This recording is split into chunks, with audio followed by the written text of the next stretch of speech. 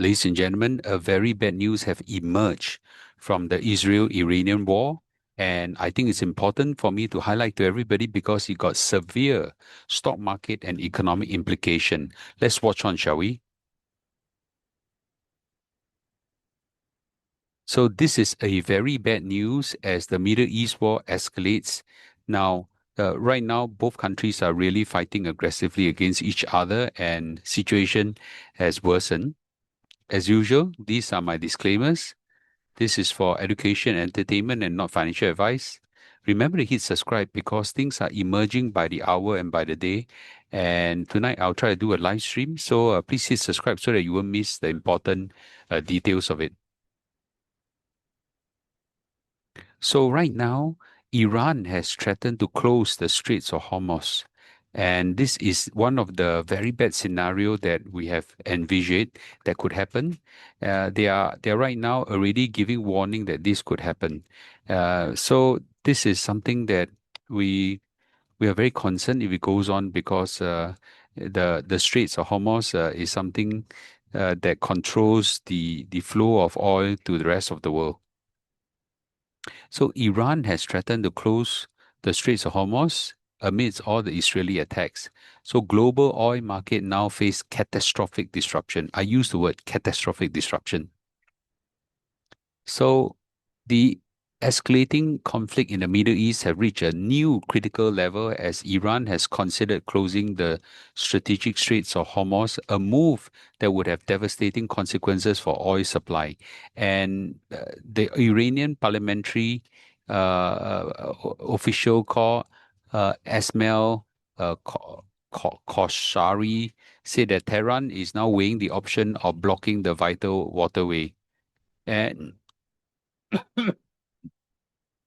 he said that Iran is considering blocking it, and this is a choke point which 17 million barrels of oil, which accounts for one-fifth of the global oil consumption passed through every day.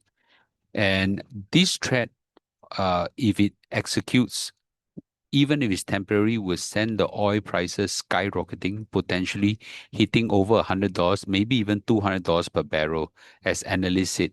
So this is very, very catastrophic. Just 2 weeks ago, the oil prices were around $60. Right now it's 70 plus dollars and potentially hitting now 100 to even $200. If this were to happen, it's Armageddon for the economic world. So for sure the stock market will crash on Monday if nothing improves. So things are developing by the hour, by the day. Now there are a lot of noise. Some noise are very eye-catching, but it doesn't affect the stock market. So I will focus on the financially sensitive news. So please remember hit subscribe so you won't miss them. So let's take a some of the updates on the war. So as it stands right now, there are now wave five of Iranian missile barrage. They are no longer firing just simple. They're no longer just firing simple drones or rockets. They are firing very high speed ballistic missiles. Right now, they're hitting Haifa, Tel Aviv, and Tamra. And all the Israelis were told to evacuate to the bomb shelters. Now, with this attack, Israel has also at counter attack on Tehran as well. Now they hit their oil storage and large fire has broke out. On the Yemen side, Israel has also struck an attempt to kill their chief of staff because the Houthi chief of staff, his name is Mohammed Al Gamiri, is very anti-Israel and they are firing rockets over. So Israel is concurrently attacking them as well. So the Israel Defense Force, US and UK Air Defense Asset has been engaged in intercepting all these missiles and drones. Jordan has temporarily closed its airspace. IDF have now lifted the at 6 a.m. IDF is the Israel Defense Force has lifted the nationwide uh, shelter in place orders. That means that whole country go into the bomb shelter and by the way, in Israel all houses have bomb shelters.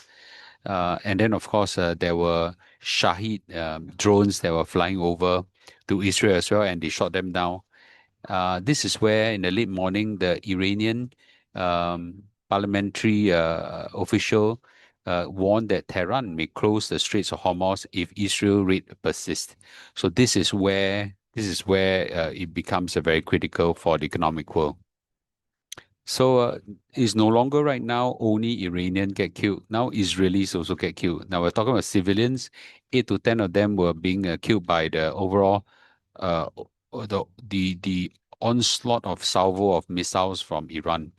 And in Iran, about 78 reported dead. The key difference between the two countries is Iran don't ha- the country is not as ready for war. Where in Israel, they have bomb shelters everywhere. So in Iran, it's a bit more frightening because they got, in some sense, less shelter. When in Israel, they are more ready for it. So right now, there's also a report of 30 senior Iranian Air Force officers killed in a separate precision hit in a meeting room, and we'll talk about that later. Sound on the ground assets lured all the senior Air Force leaders into a single meeting room, and then a single strike hit this place, and 30 Air Force officers were killed.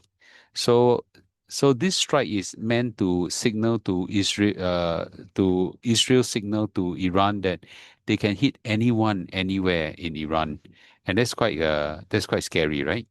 So, however, the situation is not any better in Israel because there are now casualties and damage in Israel as well. So, in the northern part, in a place called Haifa, now several rockets and missiles have penetrated and actually killed some people. There are a lot of mid-air interception by the Iron Dome, but there were quite a lot of missiles that went through and got hit. So, saying right now that Israel has managed to limit the Hezbollah, Hamas, and Houthi precision guided missile capacity by 90%. So their threat is a lot less. So now they are focusing more on Iran. Of course, at this juncture, Donald Trump basically come out and say that, the Iran-Israel war must end. Now, of course, easier said than done, right?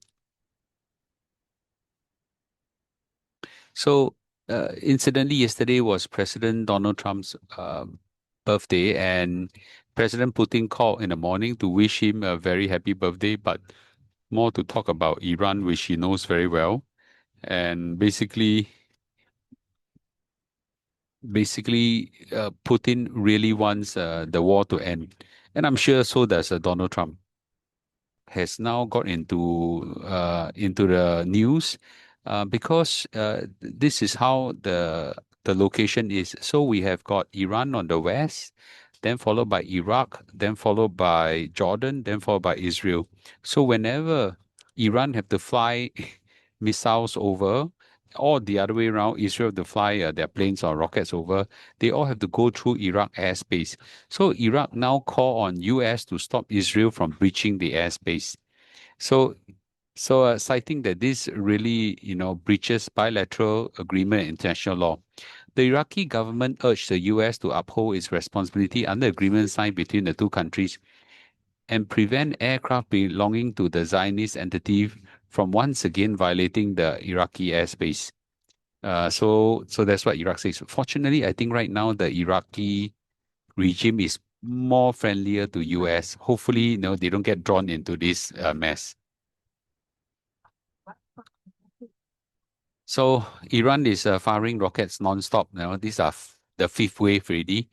And Israel is telling their residents frequently to go in the shelter. I've actually called some of my friends in Israel. I think going to the air shelter right now is a very common thing. For us in Singapore, a lot of the HDB has a air shelter like a storeroom, but in Israel, the air shelter is not like anything like ours. They are almost like a living room size or something like that for many a case, and they could actually rest and sleep inside. Now, Israel has come out and voiced out that they are not invincible. So he says that our defense is not hermetic. Now, I was wondering what on earth is this word hermetic.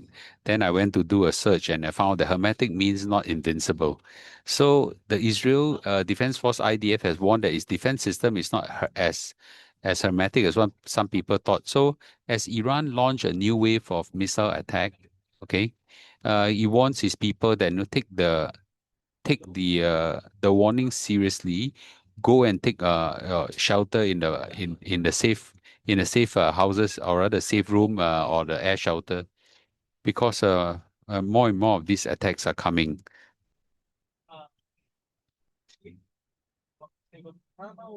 Now, Iranian rockets are now hitting residential buildings, said Israel, and Israel is quite uh, trying to use the right word, quite blaming the Iranians for shooting at the residential areas where they claim that they are shooting only at the military assets.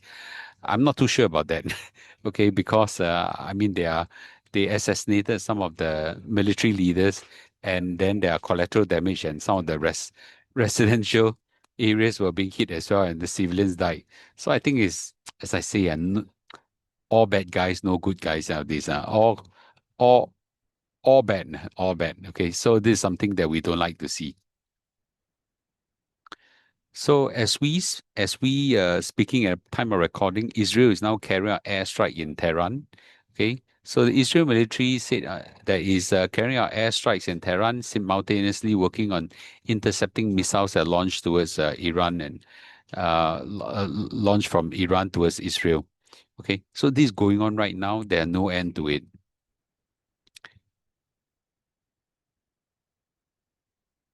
Now, interestingly, Israel has struck some of their fuel depot. Now, don't forget, Iran is an oil producing country. Now, they don't sell much to the rest of the world, but at least they sell to some of the more friendlier country like China and all these places to them. So fire has broke out, and someone said that the fire is terrifying. It's massive. There's a lot of commotions here and there. It is the gasoline depot that are exploding one after another, and it is loud and scary. So Israel is expanding the attack beyond nuclear facilities right now. It's basically an all-out war right now.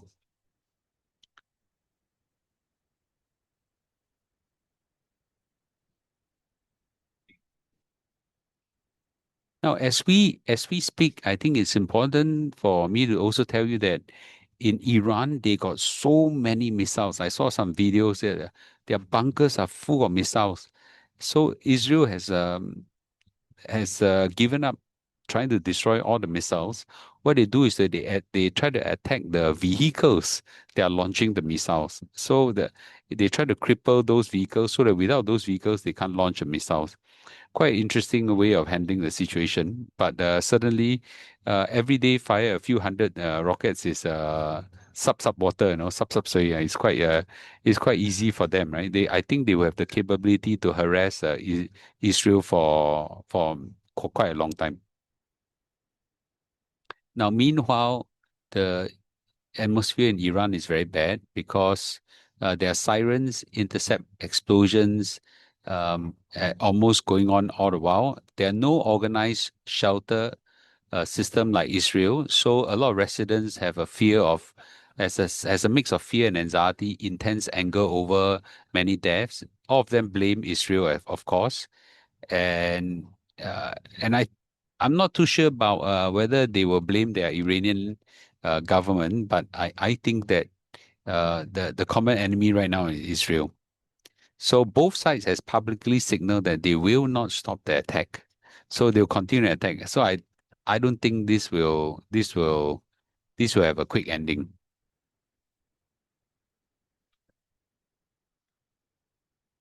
So Israel has now escalated their threat. He says that the Iranian supreme leader, the Ayatollah, is not off limits. Okay, means that they could potentially hit him. Now the Ayatollah is like a very senior, like very senior, highly respected figure. So Israel is potentially saying that no, we can shoot the Ayatollah as well. So right now Israel has already decapitated, I mean killed the Iranian military leadership with airstrikes, and basically saying that right now, if things get worsened, I'm going to hit your religious leader as well. So in the latest airstrike, the top the top Ayatollah's advisor was also killed. So uh, there is 20 top officials now reported eliminated in their sweeping operation. And I think they are really going all out to wipe out the top leadership of Iran. Meanwhile, Donald Trump come out and say that the U.S. got nothing to do with the attack on Iran and warn Iran that, if we are attacked in any way, shape, or form, the full strength and the might of U.S. armed forces will come down on you at levels you have never seen before. And he reiterated his desire to strike a deal, writing that we can easily get a deal done between Israel and Iran and end this bloody conflict. So I think it's fat hope to think that they can try to end this war. I think it's fat hope already. Me- Meanwhile, Germany, France, and Britain are prepared to hold immediate talks with Iran, okay, over their nuclear program. So basically, they are offering Iran immediate negotiation with the nuclear program. And he says the de-escalation of the conflict is necessary, but one of the prerequisites will be Iran no longer pose any danger to the region for the state of Israel or to Europe. Don't forget, Iran, if they have nuclear capability and they have those rockets, they can also reach Europe. So right now, the nuclear talks with US has been cancelled. I think there are no good outcome out of this.